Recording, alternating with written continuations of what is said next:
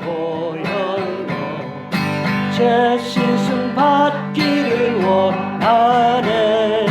내 죄를 씻으신 주 이름 찬송합시다. 찬송합시다. 찬송합시다. 내 죄를 씻으신 주 이름 찬송합시다. 죄악에 속하여 주신 내 속에 들어와 계시네. 십자가 앞에서 주 이름 찬송합시다. 찬송합시다. 찬송합시다. 내 죄를 씻으신 주 이름 찬송합시다. 주 앞에 흐르는 생명수 날 씻어 정하게 하시네.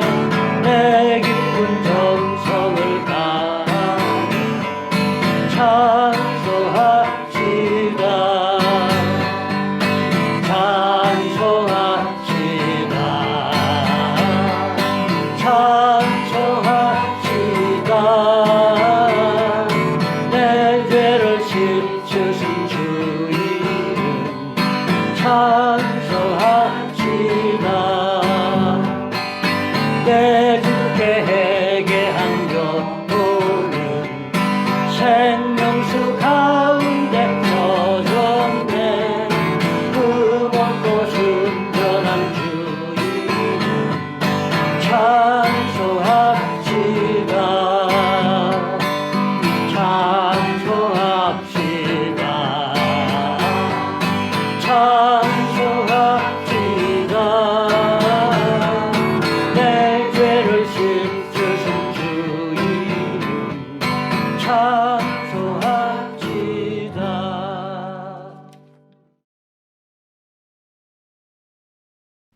바울이 바나바와 디도와 함께 예루살렘에 가서 사도들을 만났습니다. 그래서 이제 디도는 이방인이었지만 이방인이었다가 예수님 믿은 분들에게는 아무런 제한을 두지 않았습니다. 그래서 이제 반갑게 서로 예루살렘 교회의 리더들과 인사도 하고 이제 예루살렘 교회도 돕고 다 있습니다. 아주 좋은 모습이었습니다. 근데 오늘 본문에서는 바울이 굉장히 꺼내기 어려운 얘기를 꺼냅니다. 과거에 어떤 잘못에 대한 것을 지적하는데 대상이 누구냐? 바로 예수님의 12제자 중 수제자인 베드로에 대한 얘기를 이제 하고 있습니다. 11절부터 저희가 보면 이제 베드로가 안디옥에 왔습니다. 사도행전은 이 일을 기록하지 않습니다. 그래서 자세한 걸 알 수 없지만 이제 베드로가 아무래도 안디옥에 교인들이 있는 것을 보고 궁금했겠습니다. 그래서 직접 현황을 살펴보러 왔겠죠. 예전에 스데반 집사님이 순교한 적이 있었는데 그때 순교하면서 예루살렘 교회에 있던 많은 이방인 기독교인들이 각지로 이제 박헬리피에 흩어졌는데 그때 흩어졌던 일부가 안디옥에 정착하면서 안디옥 교회가 시작이 됐습니다. 그리고 그 안디옥 교회가 바울과 바나바를 중심으로 해서 이제 1차, 2차, 3차 선교 여행을 보내는 그런 베이스 캠프 역할을 또 했었습니다. 그래서 이방인 기독교인들에 대해서 베드로가 이제 어떻게 진행이 되고 있나 아마 예루살렘 교회의 이제 대표로 가지 않았을까 싶긴 한데 그래서 가서 본 거죠. 그랬더니 예루살렘에서 예수님의 수제자가 왔으니까 이제 기독교인들이 얼마나 좋았겠습니까?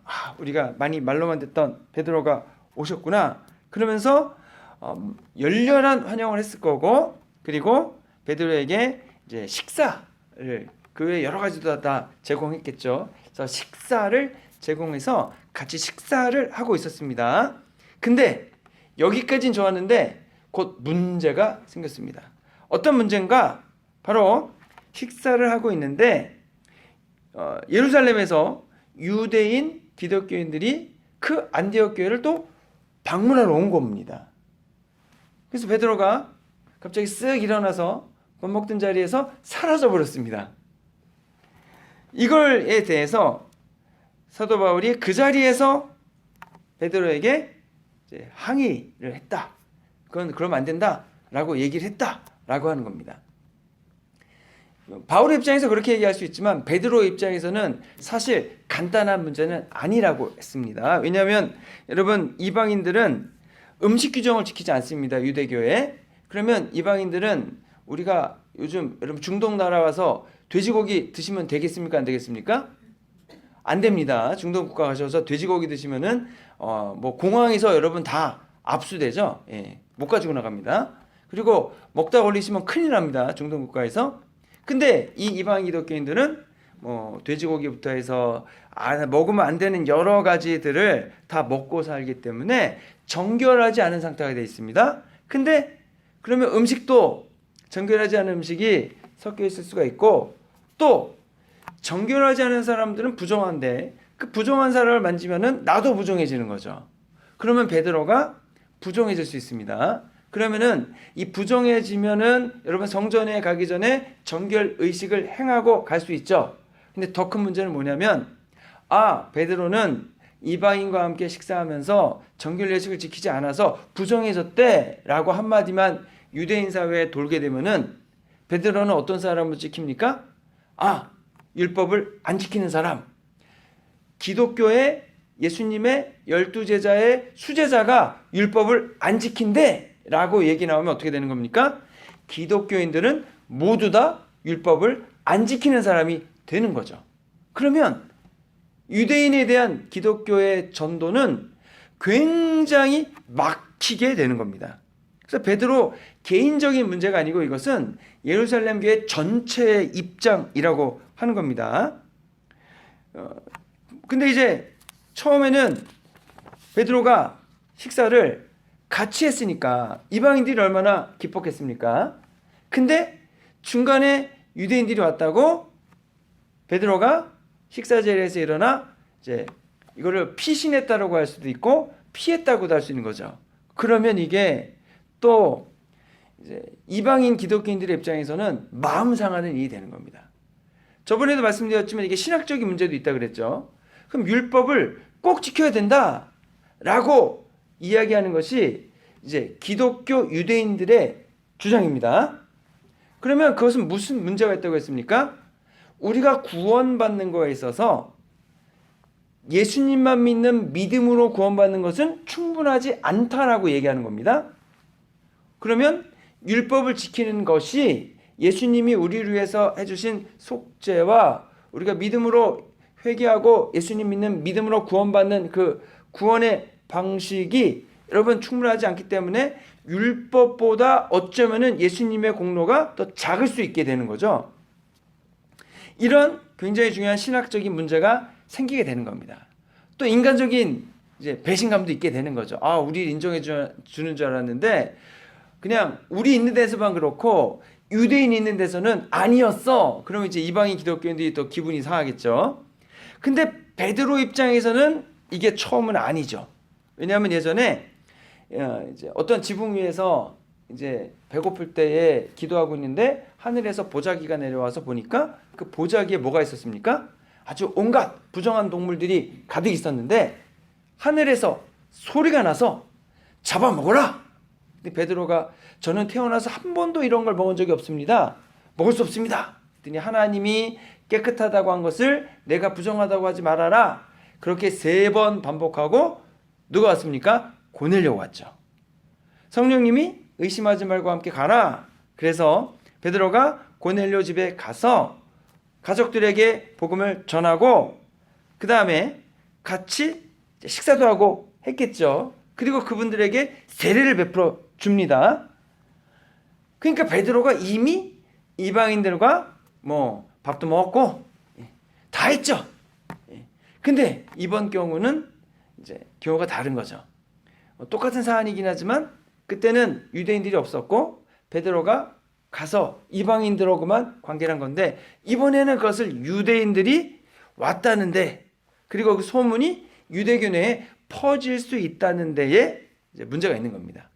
또 더 큰 문제는 뭐냐면은 베드로가 그렇게 쓱 사라지니까 거기에 있던 바나바도 같이 쓱 사라지고 이제 이런 모습을 보여주니까 이해는 되지만 여러분 유대교 분들에게 이제 좋은 이제 앞으로의 관계를 위해서 그런 건 좋지만 이방인 기독교인들의 볼 때는 굉장히 속상하게 되는 겁니다. 예수님의 수제자 한 번 설교로 5천 명이 회심을 하고 감옥에 갇혔더니 저절로 옥문이 열리고 걷지 못하는 분에게 일어나 걸어라 했더니 일어나 걷고 그런 대단한 베드로 예수님의 수제자가 그 식사 자리를 그렇게 도망치듯 떠나다니 이제 이렇게 되는 겁니다. 근데 이제 한편으로 보면 또 여러분 이런 거죠. 예수님의 수제자 베드로도 그러셨다면 한편으로 우리의 실수와 우리의 잘못들과 또 우리의 편견이나 그런 걸 바라보면서 위로가 되기도 하죠. 예수님의 수제자도 저렇게 하셨으니 내가 때로 실수하고 실패하는 것도 이제 그럴 수 있는 거구나. 이제 그런 생각을 또 하게 되는 겁니다. 물론 그렇다고 그래서 우리가 하는 잘못이나 행동이 여러분 합리화되는 것은 아니지만 그 실수와 잘못을 베드로가 한 것처럼 우리도 할 수 있고 그 다음에 어떻게 할 거냐를 우리가 따라서 이제 대비해 나가면 되는 거가 되는 겁니다. 근데 동시에 바울이요 베드로를 책망하는 것은 또 쉽지 않은 일입니다. 왜냐하면 여러분 어떤 일에 대해서 공개적으로 책망을 하지 않습니까? 그러면 책망을 받은 사람과 책망을 한 사람 사이의 관계가 어떻게 되겠습니까?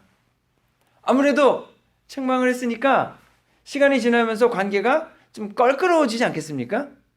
그러니까 바울이 이걸 모르고 지적을 했을까? 알고 지적을 했겠죠. 더군다나 베드로는 예루살렘 교회에 예수님의 12제자의 수제자인 핵심 중에 핵심 아니겠습니까? 그러면 베드로와의 관계만 어색해지는 것이 아니고 예루살렘 교회 전체와 이제 어색해질 수 있게 되는 겁니다. 그리고 감히 너는 뭔데 예수님의 수제자를 그렇게 뭐라고 할 수 있느냐? 당신한테 무슨 권위가 있느냐? 라고 얘기하면은요, 그냥 이건 욕먹는 얘기라는 겁니다.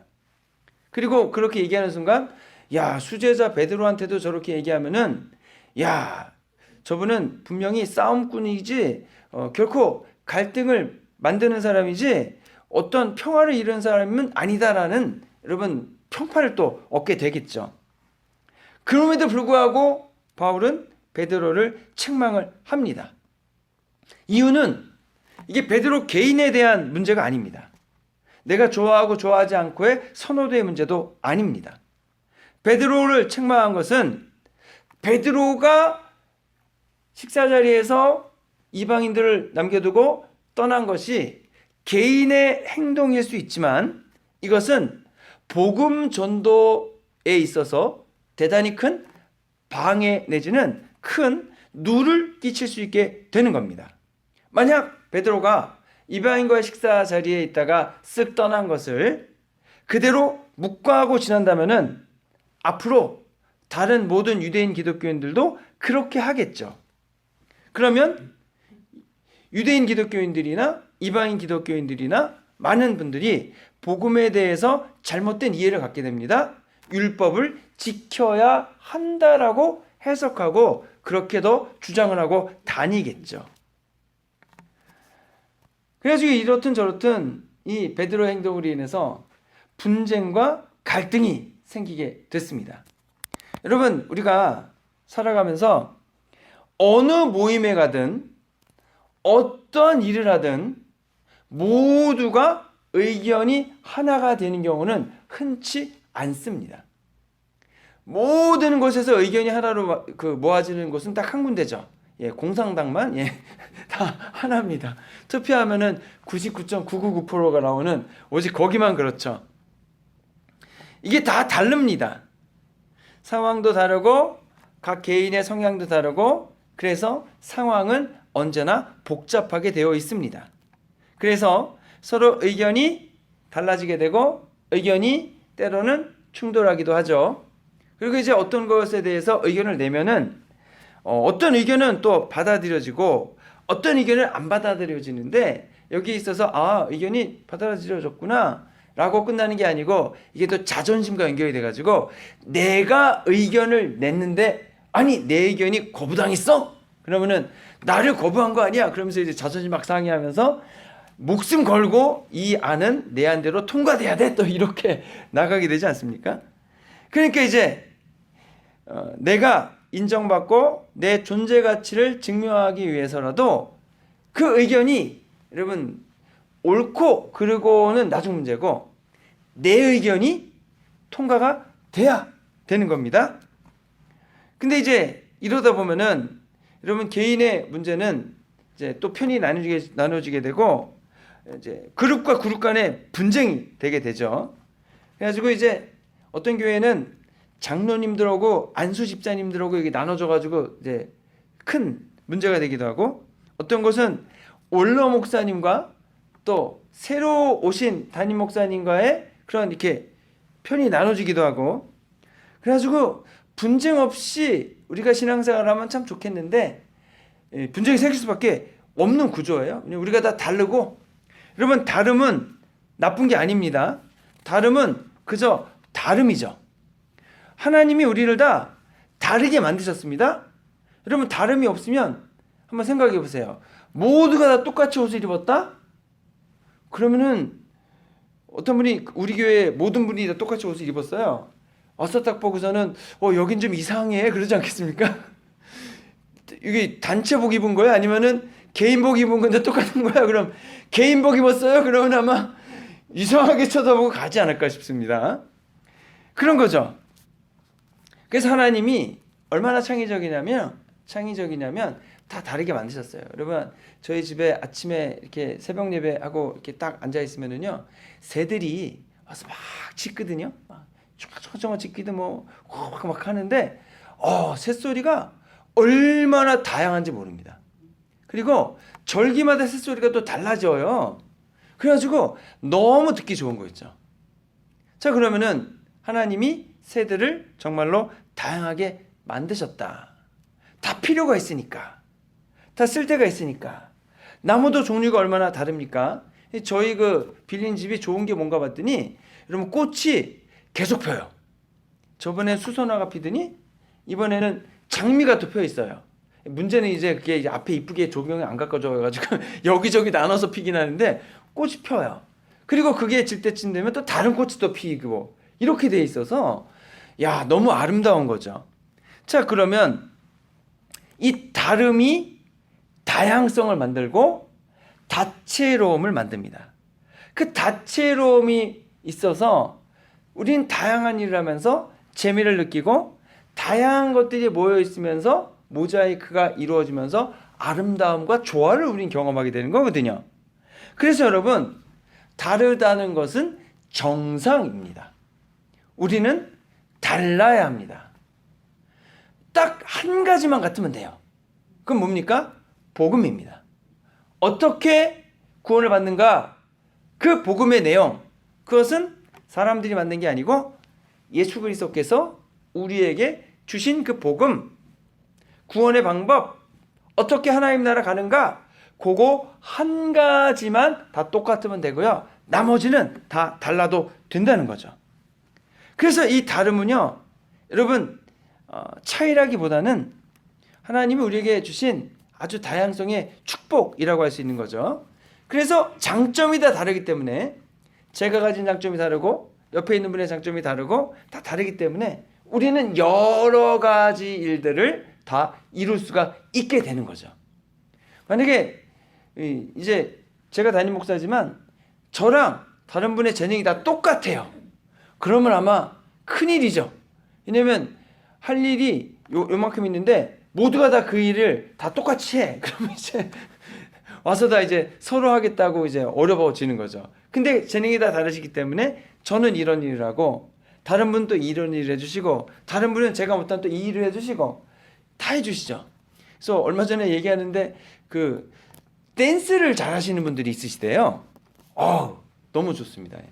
저는 이제 목소리를 가지고 하는 건 좀 하지만 몸을 가지고 하는 거는 절대 못합니다. 예.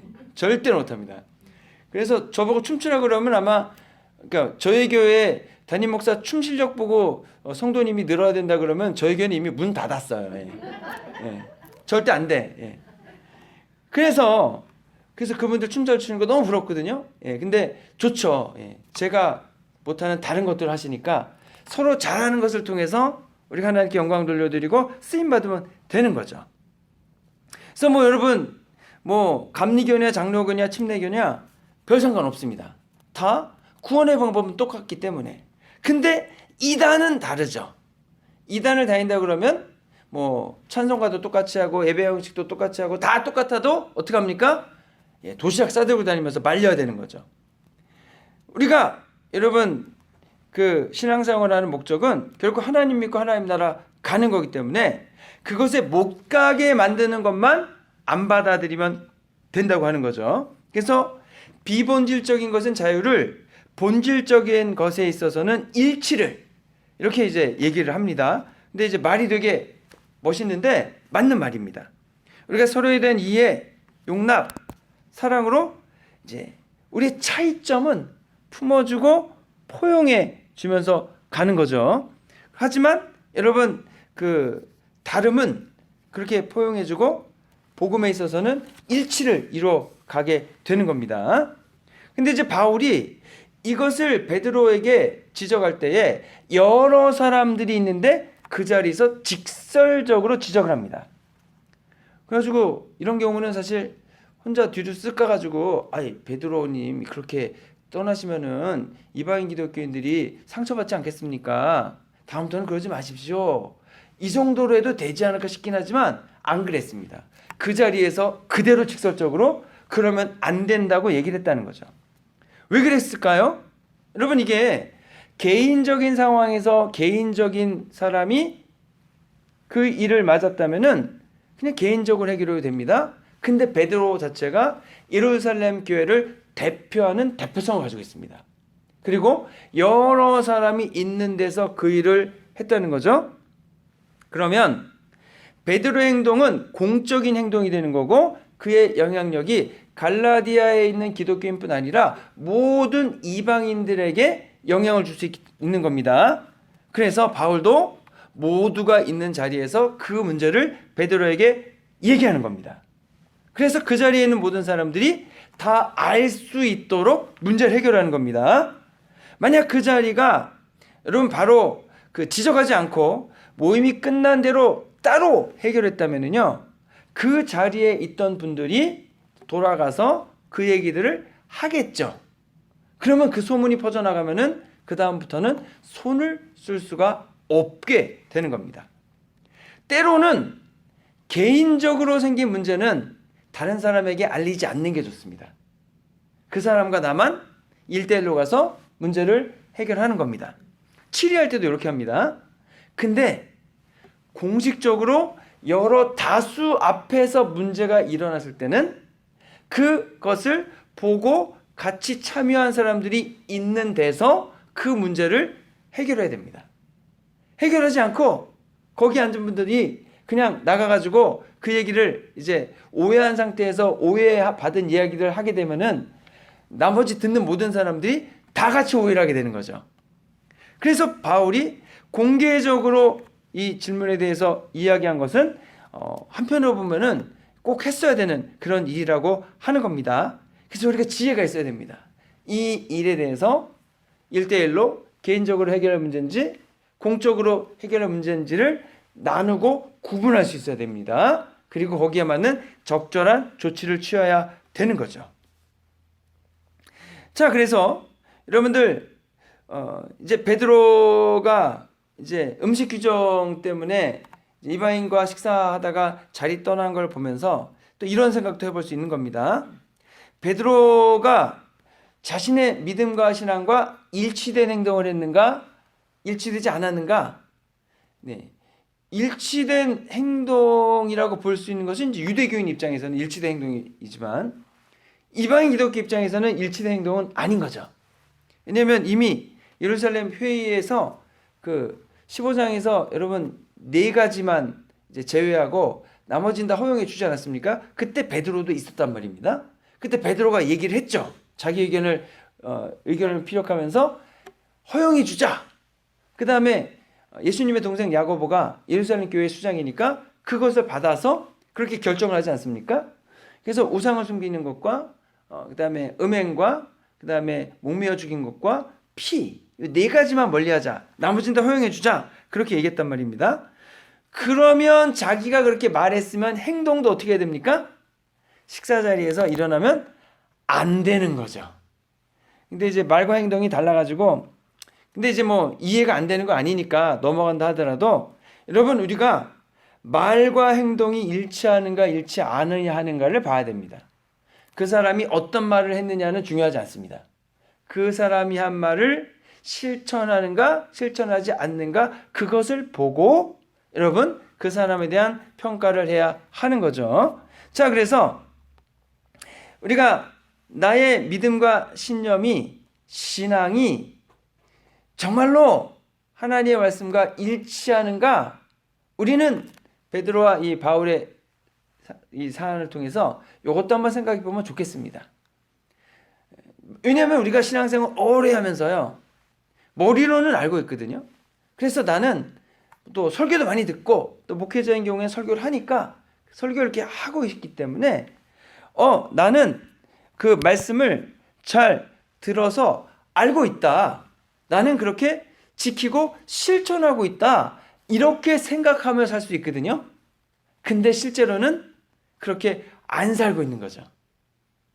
실제로 안 살면서 실제로는 살고 있는 것처럼 느끼는 것이 신앙생활을 오래 하신 분들이 가질 수 있는 한 가지 위기 중에 한 가지죠. 여러분 우리가 그래서 나는 내 말과 생각과 신앙이 일치하는가 일치하지 않는가 100% 일치하게 사는 사람은 뭐 없다라고 생각이 듭니다. 그건 예수님밖에 없지 않을까 싶긴 하지만 우리가 하나님 말씀 중에서 알고 있는데 따르지 못하는 것이 있는가? 여러분 이것을 어떻게 할 수 있냐면 하나님께서 때로 이제 알려주실 때가 있어요.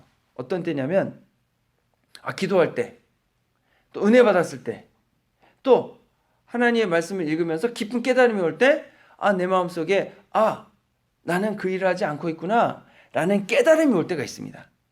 그걸 책망이라도 할 수 있고 자각이라고 할 수도 있는데 그런 생각이 날 때에 돌아보는 거죠. 내가 하나님의 말씀을 그대로 있는 그대로 순종하고 살아가는가? 그래서 우리는 이것을 하지 말라는 것만 생각합니다. 주님이 이거 하지 말라 그랬으니까 이 죄 지면 안 되지. 근데 동시에 또 뭐가 있다고 했습니까? 하라는 것을 안 하는 것도 문제인 거죠. 이게 무슨 죄라고 했습니까? 불순종의 죄다. 우리 이걸 잘 생각 안 해요. 근데 하라는 거를 안 하는 거, 예를 들어서 부부싸움을 했으면 뭐가 문제입니까? 싸우지 말라 라는 잘못을 한 거죠. 주님 하지 말라는 걸 했으니까. 동시에 뭐가 잘못입니까? 서로 화해하고 사이좋게 지내라. 남자인 경우에는 내 아내를 내 몸과 같이 사랑해라 라고 하라고 하신 것을 안 한 거잖아요. 이게 양면이 다 걸리는 거죠.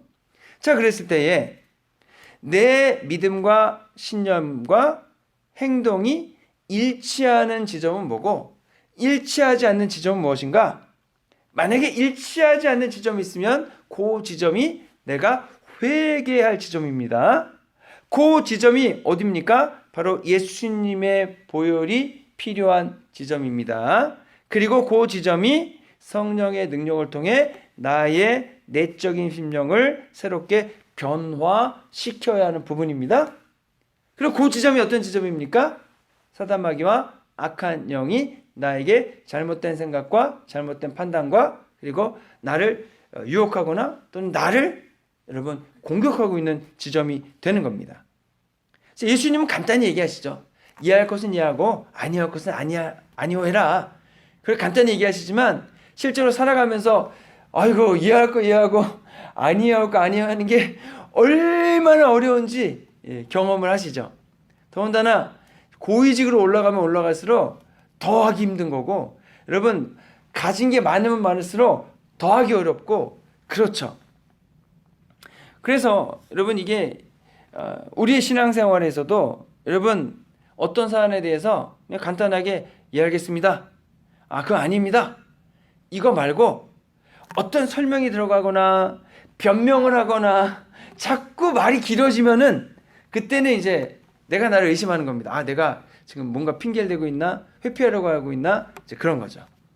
그래서 우리가 주님이 주시는 은혜와 돌보신 가운데에서 하나님이 우리에게 말씀하신 바를 잘 알 뿐 아니라 배워서 알 뿐 아니라 그것을 지켜나가야 된다라고 하는 겁니다.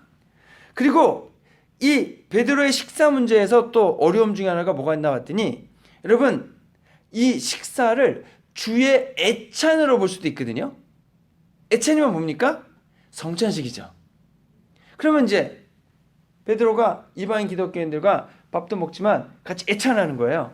성찬식을 집례해 주는 겁니다. 근데 이방인 기독교인들한테 그거 해주다가 유대인 기독교인 왔다고 쓱 사라져 가버리면 이 성찬식은 또 뭐가 되는 거예요? 애찬식은. 그러니까 이게 따지면은 이게 여러 가지 어려움이 있었다고 하는 거죠. 그러면 이방인 기독교 입장에서는 아니 우리가 전해준 복음을 듣고 예수님 믿었는데 성찬식도 같이 할 수 없는 거구나. 그러면 우리가 유대인 기독교인들과 함께 성찬식 하려고 그러면 모두 유대인으로 개종해야 되는 거야? 이렇게 나오게 된다는 거죠. 그러면 음식 규례나 이러한 규정들이 예수님께서 우리에게 내어주신 그 보혈보다 더 중요하다. 이렇게 되니까 이게 참 안타까운 이제 사안이 돼버린 거죠. 그리고 여러분 유대인으로 개종하라 그러면은 이방인 보고는 너네는 열등한 민족이고 유대인들은 이게 우등한 민족이라고 얘기하는 거지 않습니까? 이게 바로 유대인의 선민 의식이죠. 근데 여러분 유대인들은 지금도 그래요, 안 그래요? 지금도 그러고 살더라고요. 선민 의식이 너무 있어서 이방인들은 개만도 못하다. 지금도 그렇게 얘기하더라고요. 나는 그래도 개보다는 낫지 않습니까? 저도 이방인이지 않습니까? 유대인이 보면 저도 이방인이잖아요. 그래도 개보다 난데 개보다도 못하고 하다고 하니까 이게 저희야 뭐 이렇게 웃으면서 얘기하지만 유대인들한테 정말로 심각한 문제인 것 같습니다. 그래서 아무튼 여러분 우리는 예수님의 십자가의 죽으심과 흘리신 보혈로 인해서 이것이 차별이 없다는 것을 알고 있습니다. 유대인에게나 헬라인에게나 우리 한국인에게나 미국 사람에게나 동일하게 예수님의 보혈과 죽음을 통해서 그 믿는 믿음으로 구원받는 것이 충분하다라고 결론을 내리는 겁니다. 그래서 여러분 우리가 복음은 차별이 없고 십자가는 모든 장벽을 깨트리고 그리고 교회도 그런 장벽은 없다라고 얘기하고 그래서 교회는 만민이 기도하는 집이고 모든 사람이 다 와도 괜찮은 그러한 것을 허용하는 집이 되는 거죠. 자, 그래서 우리가 차별 없이 사랑을 나누고 모두가 다르지만 다름이 오히려 축복인 것을 알고 나와 다르다고 해서 이제 거리는 것이 아니고 나와 다름을 포용해 주면서 함께 주님이 원하시는 믿음의 일들을 잘 감당하여서 여러분 하나님께 영광을 돌려드리는 저와 여러분과 저희 교회 되시기를 주님의 이름으로 축원합니다. 기도하겠습니다. 좋으신 주님 감사합니다. 저희들이 부족하지만 그래도 하나님 앞에 나와 회개하고 예수님 믿는 믿음을 가지고 고백하고 세례를 받고 하나님 자녀가 됐습니다. 여기에는 어떠한 구별과 차별도 없다는 것을 오늘 말씀 나눴고 또 여러 다양한 사람들이 있고 다양한 우리 재능들이 있어서 그것을 하나로 모아 주님 원하시는 믿음의 일들에 저희가 이루어 가기를 원하오니 주님 함께 하시고 우리 성도님들 한 분 한 분 그 장점과 또 다양성 가운데에서 주님께 쓰임받기 원하며 주님 우리 성도님들 한 분 한 분을 주님 필요한 곳에 사용하여 주시옵소서. 저희가 편견이나 또는 다른 사람의 눈치를 보는 것이 아니고 주님이 말씀해 주신 말씀 그대로 믿고 말씀 그대로 실행함 통해 말과 행동이 일치돼서 우리의 신앙이 우리의 행동을 통해 이루어져 나가도록 이끄시고 돌봐 주시옵소서. 우리를 구원하신 예수 그리스도의 이름으로 기도했습니다. 아멘. 흐르는 시간이 한숨만 남기고 반복된 실패 속 지쳐갈 때 내 맘의 소망이 눈물 조각 될 때 내 곁에 다가와 부르시네. 주님의 시선 나를 비추시고 상처난 내 맘 만지시네.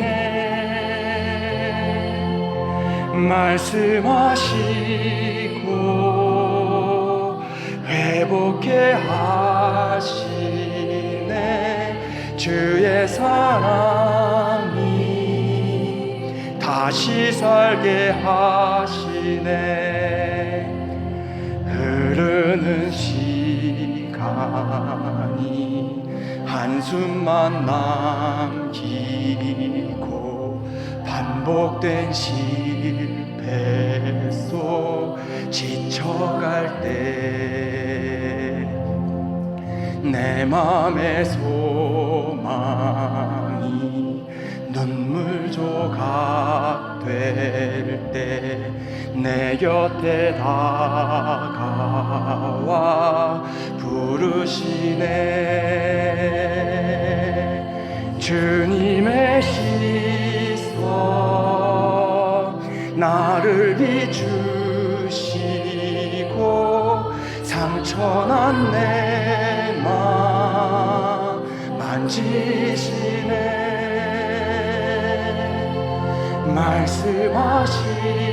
말씀하시고 새롭게 하시네.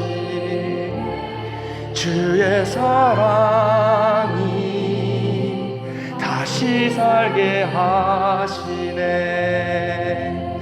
주를 봅니다. 지금 이곳에서 주를 봅니다. 지금 이곳에서 주를 봅니다. 지금 이곳에서 주를 봅니다. 지금 이곳에서 주를 봅니다. 지금 이곳에서 주를 봅니다.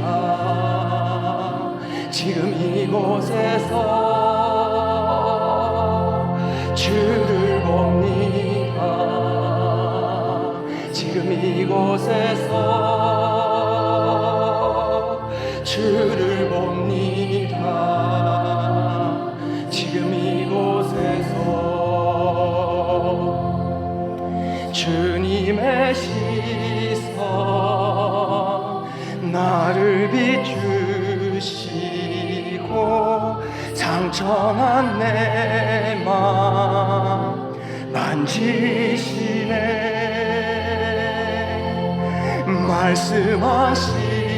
말씀하시고 회복해 하시네. 주의 사랑이 다시 살게 하시네. 흐르는 시간이 한숨만 남기고 반복된 실패 속 지쳐갈 때 내 맘의 소망이 눈물 조각 될 때 내 곁에 다가와 부르시네. 주님의 시선 나를 비추시고 상처난 내 맘 만지시네. 말씀하시고 회복해 하시네. 주의 사랑이 다시 살게 하시네. 흐르는 시간이 한숨만 남기고 반복된 실패 속 지쳐갈 때 내 맘의 소망이 눈물 조각 될 때 내 곁에 다가와 부르시네. 주님의 시선 나를 비추시고 상처난 내 맘 만지시네.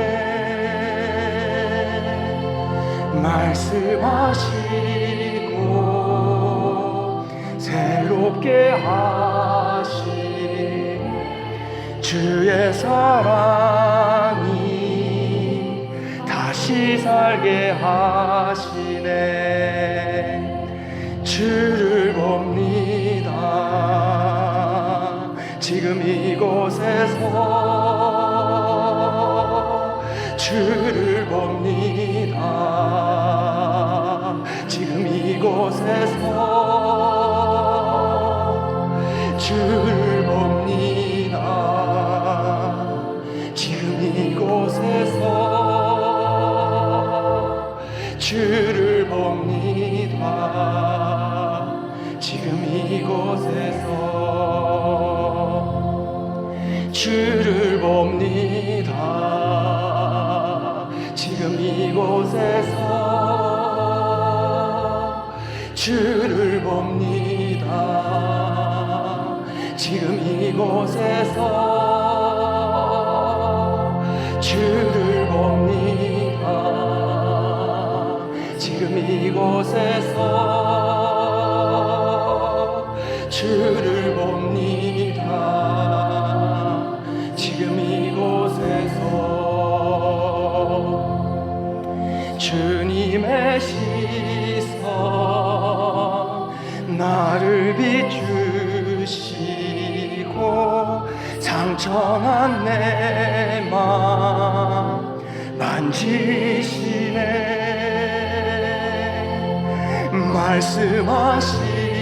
말씀하시고 회복해 하시네. 주의 사랑